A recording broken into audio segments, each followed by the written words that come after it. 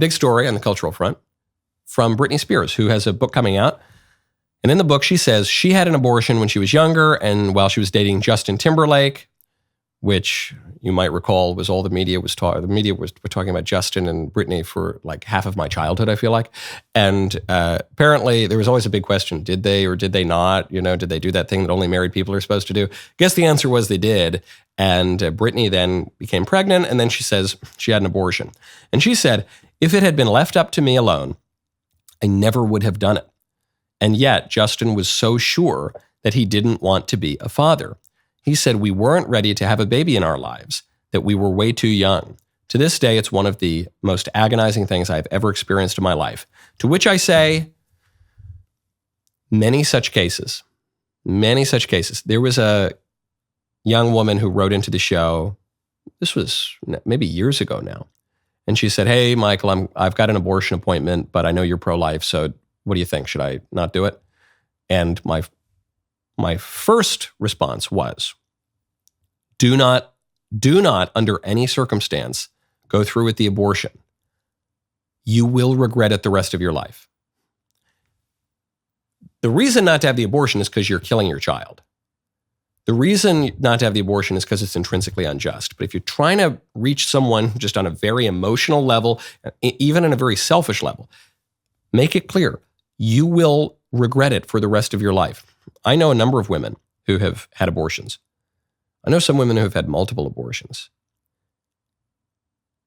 It's very difficult for them to get over it. They never totally get over it. Some of them have healed and repented and moved on and lived edifying, sanctifying lives. But that's not something you really just like get over. And then Britney famously, not that long thereafter, went completely crazy and then was placed in a conservatorship and still exhibits all these kind of crazy behaviors. You think there might be a connection there? I've seen that kind of connection. I suspect there strongly is. It's like Lady Macbeth trying to wipe out the blood, out damn spot. That's a driver of that. I wonder, as we see the explosion of anxiety and depression and suicidality and just psychosis among young women, the number of young women who have to be prescribed all these powerful psych meds right now. I wonder if some of that, maybe much of that, has to do with a culture that encourages them to commit actions that lead to such regret. Most clearly abortion, but the whole thing, the culture of promiscuity, the hookup culture, feminism, all the rest of it. Might there be a connection between the insanity that people are expressing, and men too, in a different way, the insanity that people seem to be displaying today, and the insane and unreasonable behaviors that they engage in that lead to such regret. Right now, go to Genucel.com/KnowlesYT. Everyone here at the office loves the Genucel Dark Spot Corrector. You might be asking what this product even does. Well, if you've got sunspots, dark spots, discoloration, or dry skin, the Genucel Dark Spot Corrector will help those blemishes disappear in front of your very eyes. Kimberly from Youngstown, Ohio says, my appearance has improved so much since using Genucel. I love all my Genucel products and my skin looks younger. Now it's your turn to feel like Kimberly. But hurry! This sale is ending very soon. Take advantage of Genucel's most popular package, which includes the beloved Dark Spot Corrector. This package also includes the Genucel Classic Under Eye Treatment. You will get all these products for almost 70% off. Genucel is so confident in their products that you can try them for yourself completely risk-free. If you don't see immediate results, you will get your money back. It's very simple. Go to Genucel.com/KnowlesYT. Start looking years, even decades younger tomorrow. Say goodbye to dark and liver spots, bags, and puffiness under the eyes. Crow's feet at Genucel.com/Knowles, letter Y, letter T. Genucel.com/KnowlesYT. Where does Jim Jordan's race stand?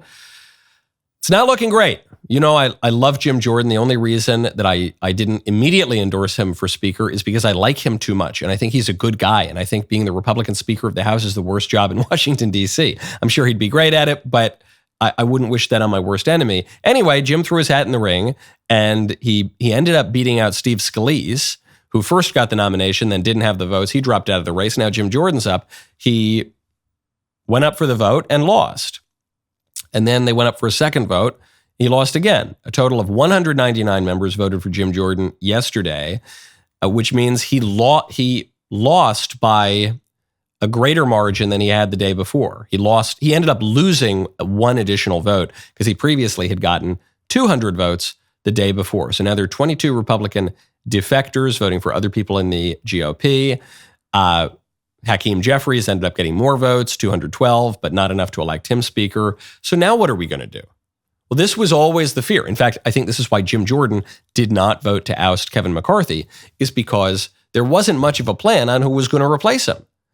Steve Scalise, he didn't have the votes. Jim Jordan doesn't currently have the votes. I hope he gets them. Who? What are they going to do? One possibility is to expand the powers of the temporary House Speaker, Patrick McHenry. So Patrick McHenry, just by default, gets this position as the temporary Speaker of the House, but he doesn't really have virtually any of the power of the Speaker of the House. So one solution that's been proposed is to just give him those powers, passed as an act of Congress, and then once he has those powers, they can kind of get through this term and then figure out what happens in 2024. Not ideal, not a great way for the Republicans to exercise power. It seems to me we've got a very slim majority, and Democrats have the Senate, Democrats have the White House, Democrats have the deep state and the media and the universities and virtually every power center in the country. So the holdouts on Jim Jordan, 22 of them, they're virtually all squishes. Maybe not pretty much every single one of them, though. They're squishes, they're liberals, they're saboteurs, they're just awful. And they need to get on board, because if they don't, then the Republicans will be ceding the very little control that they currently have in the government. And maybe that's what these squishes wanted the whole time. Maybe that's what these limp Republicans, impotent Republicans, always kind of wanted.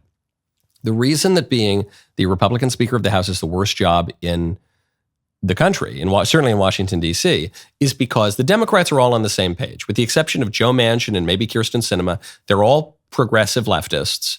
There is barely a blue dog left in the bunch. So they're all on the same page, and they can join together and act and throw their weight around because they're unified. The Republicans are not. The Republicans have conservatives. The Republicans have libertarians. The Republicans have liberals. The conservatives have the self-styled moderates. The conservatives have the Chamber of Commerce people. They're disparate factions, and they don't have a ton bringing them together. So they're going to hang apart. And what these squishes are saying is they're saying, look, I would rather give Democrats much more control over the House of Representatives and have nearly unified control over the government than empower one of those mean old conservatives. Jim Jordan, too, by the way, because Jim Jordan has very conservative beliefs, but he is as respectable a guy in Congress as there possibly could be. He is as decent a guy as you're going to find in the House of Representatives. And if he is too far and crazy and right-wing for them, then they're just not conservative, which means that the 5-person Republican majority was largely illusory because we weren't able to get a speaker. Yes, they kind of agreed on Kevin McCarthy, but the only way that Kevin finally got his speakership the first time, the only time, I guess, is when he conceded so much of his power that they were able to depose him 9 months later. Basically, the same thing happened with Paul Ryan. Paul Ryan was a compromise candidate. He didn't ask for the job. He wanted to remain chairman of the Budget Committee. He was drafted as the only person who could bring the factions of the GOP together. And then he left in ignominy. Nobody liked him by the time he left. How about John Boehner? John Boehner, deeply unpopular speaker. No one likes him now. He basically just shills for Democrats while he's sipping red wine and smoking a cig on the cover of his tell-all book bashing conservatives. We just don't have any ability to function as Republicans at the national level in Washington, D.C. One of the reasons I was a little skeptical of ousting McCarthy, although that fate was sealed the moment that McCarthy made his deal with the conservatives to become speaker in the first place. So where do we go from here? We either go to Speaker Jordan or we lose a lot of power. That's where we go. Boy, what a great clip that was. Now? Huh? Ring that bell. Subscribe to the Michael Knowles YouTube channel. We'll see you next time.